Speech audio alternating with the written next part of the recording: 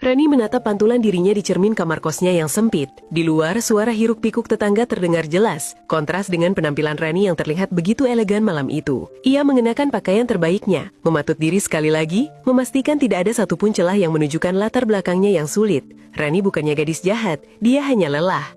Lelah menjadi tulang punggung keluarga, lelah melihat orang tuanya diremehkan karena miskin, dan lelah harus berpura-pura kenyang di akhir bulan. Bagi Rani, kemiskinan adalah penyakit, dan Angga adalah obatnya. Angga, kekasihnya yang tampan dan mengaku anak orang kaya itu, adalah tiket emas bagi Rani untuk keluar dari jerat kesusahan. Malam ini adalah malam penentuan, karena Angga berjanji akan mengenalkannya kepada ayahnya. Sebuah mobil sedan hitam mengkilap berhenti tepat di depan gang sempit tempat tinggal Rani. Jantung Rani berdegup kencang, antara gugup dan bangga. Angga keluar dari pintu belakang dengan senyum manisnya, lalu membukakan pintu untuk Rani. Namun senyum Rani sedikit memudar saat ia melihat sosok di balik kemudi. Di kursi supir duduk seorang pria parubaya dengan kemeja batik yang warnanya sudah kusam dan sebuah peci miring di kepalanya. Pria itu menoleh ke belakang, tersenyum ramah hingga menampakkan kerutan dalam di wajahnya, lalu menyapa Rani dengan sopan. Rani hanya mengangguk tipis tanpa membalas senyuman itu. Hidungnya berkerut sedikit saat mencium aroma minyak angin yang menyeruak dari kursi depan. Aroma itu mengingatkan pada bapaknya di kampung yang sakit-sakitan dan tak punya biaya berobat. Itu adalah aroma kesusahan, aroma yang sangat dibenci Rani. Sepanjang perjalanan, suasana di dalam mobil terasa kaku. Rani sibuk dengan ponsel pintarnya, membalas pesan di aplikasi percakapan tanpa sedikit pun menoleh ke depan. Ia merasa gerah, bukan karena suhu udara, tapi karena kehadiran supir tua itu yang menurutnya mengganggu pemandangan.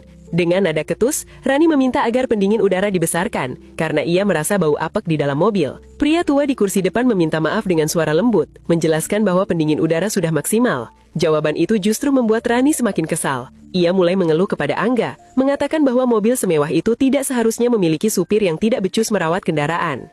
Angga mencoba menenangkan Rani, mengatakan bahwa Pak Asep, supir itu, sudah dianggap seperti keluarga sendiri oleh ayahnya.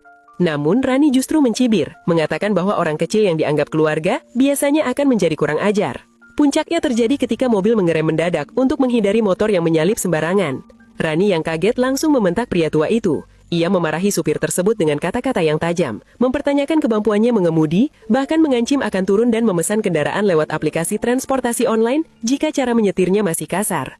Pria tua itu hanya diam, menatap Rani sekilas lewat kaca spion tengah. Tatapan itu tenang, namun seolah mampu membaca ketakutan dan rasa tidak aman yang disembunyikan Rani di balik penampilannya yang mewah.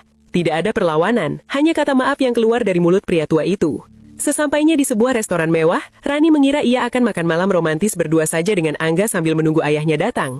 Betapa terkejutnya ia saat Angga mengajak Pak Asep untuk duduk satu meja dengan mereka. Rani protes keras, ia merasa tidak pantas duduk semeja dengan seorang supir.